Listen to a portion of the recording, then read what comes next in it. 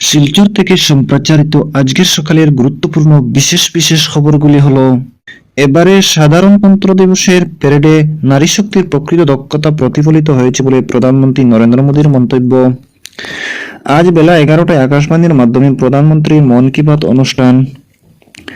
এদিকে প্রধানমন্ত্রী নরেন্দ্র মোদীর পরীক্ষা পে চর্চা অনুষ্ঠানের 7ম সংস্করণ আগামী সোমবার। এদিকে সরকার রাজ্যে 10টি সরকারি আইন মহাবিদ্যালয় স্থাপন করার পরিকল্পনা হাতে নিয়েছে এবং আগামী শিক্ষাবর্ষ থেকে 3টি আইন মহাবিদ্যালয়ে পাঠদান শুরু হবে বলে মুখ্যমন্ত্রী ডক্টর হিমন্ত বিশ্ব শর্মার প্রকাশ। অন্যদিকে করিমগঞ্জের ডিস্ট্রিক্ট হাব ফর এম্পায়ারমেন্ট অফ ওমেনের উদ্যোগে বেটি বাঁচাও বেটি পড়াও কার্যসূচির অধীনে গত 18 থেকে 24 জানুয়ারি পর্যন্ত জাতীয় কন্যা শিশু সপ্তাহ উদযাপন করা হয়েছে। অপরদিকে নাগাল্যান্ডের ওখা জেলার রশিয়ানের একটি কয়লা খনিতে সংঘটিত দুর্ঘটনায় 6 জন শ্রমিক নিহত এবং 4 জন আহত হয়েছেন।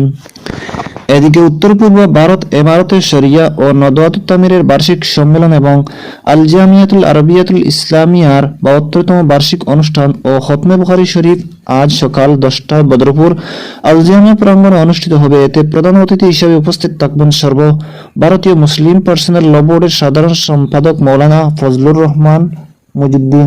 এবারে শুনেন বিস্তারিত খবর। প্রধানমন্ত্রী নরেন্দ্র মোদী বলেছেন যে এবারে সাধারণতন্ত্র দিবসের প্যারেডে নারী শক্তির প্রকৃত দক্ষতা প্রতিফলিত হয়েছে।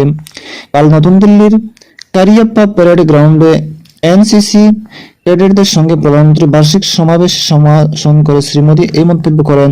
এবারে সাধারণতন্ত্র দিবসের প্যারেডে মহিলাদের ত্রিশক্তি বাহিনী নতুন দিল্লির কর্তব্যপথে অংশগ্রহণ করে দেশবাসীকে গর্বিত করেছে বলে প্রধানমন্ত্রী উল্লেখ করেন। তিনি বলেন যে গতকালের সাধারণতন্ত্র দিবসের মূল অনুষ্ঠানে সমগ্র দেশের 400-ও অধিক সরপঞ্চ এবং দেশের বিভিন্ন প্রান্তের আত্মসহায়ক গোষ্ঠীর 100 জনের অধিক মহিলা বিশেষ অতিথি হিসেবে উপস্থিত ছিলেন।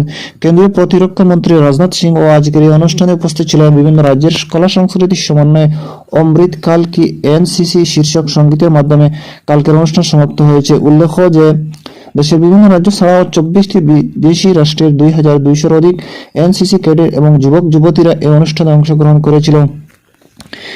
এদিকে প্রধানমন্ত্রী নরেন্দ্র মোদী আজ সুপ্রিম কোর্টের হীরক জয়ন্তী উদযাপনের শুভারম্ভ করেন।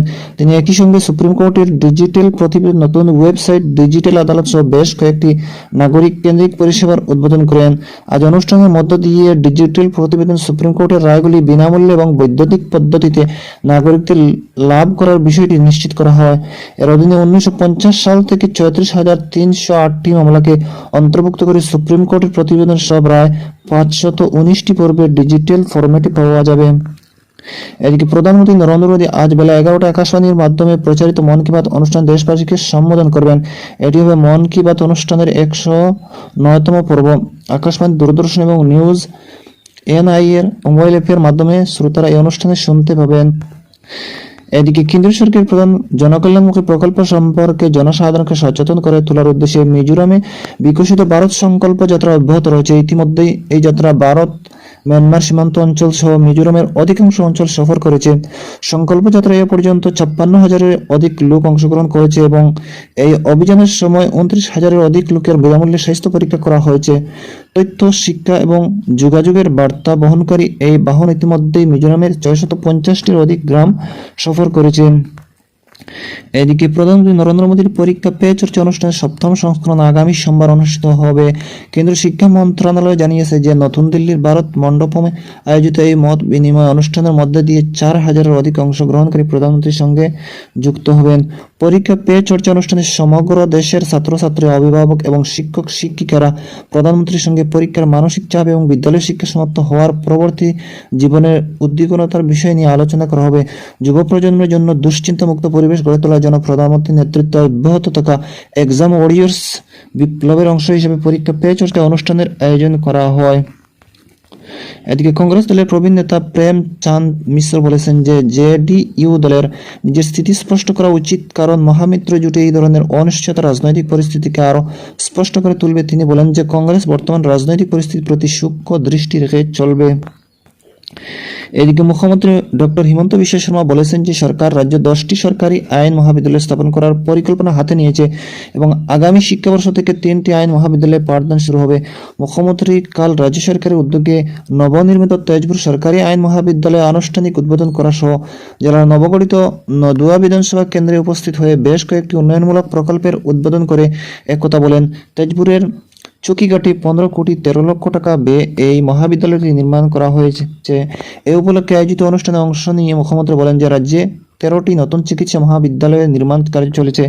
মুখ্যমন্ত্রী জামুগুড়িহাটের ত্যাগবীর হেম বড়ুয়া মহাবিদ্যালয়ের 4 জনজাতি এবং উপজাতি সম্প্রদায়ের জন্য একটি ছাত্রাবাসেরও কাল শিলান্যাস করেন এবং একই সঙ্গে তিনি জামুগুড়িহাট বিএড মহাবিদ্যালয়ের সংহত বিএড পাঠ্যক্রমের শুভারম্ভ করেন। এদিকে সড়ক সুরক্ষাকে গণ আন্দোলন রূপান্তর করতে রাজ্যের পরিবহন মন্ত্রী পরিমল শুক্লবৈদ্য গত 19 নভেম্বর থেকে সমগ্র রাজ্য জুড়ে বাইক র্যালি ও এ সম্পর্কিত সচেতনতা সভা শুরু করেছিলেন। গত 2 মাসে শ্রী শুক্লবৈদ্য রাজ্যের 126টি বিধানসভা সমষ্টি প্রায় 5,000 কিলোমিটার সড়কে বাইক চালিয়ে রাজপথে দুর্ঘটনামুক্ত করার প্রয়াস অব্যাহত রেখেছেন। কাল হাইলাকান্দি জেলার আলগাপুর সমষ্টি 5 গ্রামে এই যাত্রার সমাপ্তি হয়। এছাড়া 5 গ্রামে একটি সচেতনতা সভা অনুষ্ঠিত হয়। পরে সাংবাদিকদের সঙ্গে কথাবার্তার সময় শ্রী শুক্লবৈদ্য বলেন যে সড়ক দুর্ঘটনা নিয়ে তিনি খুবই উদ্বিগ্ন। রাজ্যে 2023 সালে 3,296 জনের দুর্ঘটনায় মৃত্যু হয়। রাজ্যের সড়কগুলিকে দুর্ঘটনামুক্ত করার প্রয়াসে অঙ্গ হিসেবে এবং জনসাধারণকে সচেতন করে তুলতে এই যাত্রা শুরু করেছিলেন বলে শ্রী শুক্লবৈদ্য জানান। দর্শক বন্ধুরা, আজকের সকালে গুরুত্বপূর্ণ বিশেষ খবর এখানেই সমাপ্ত।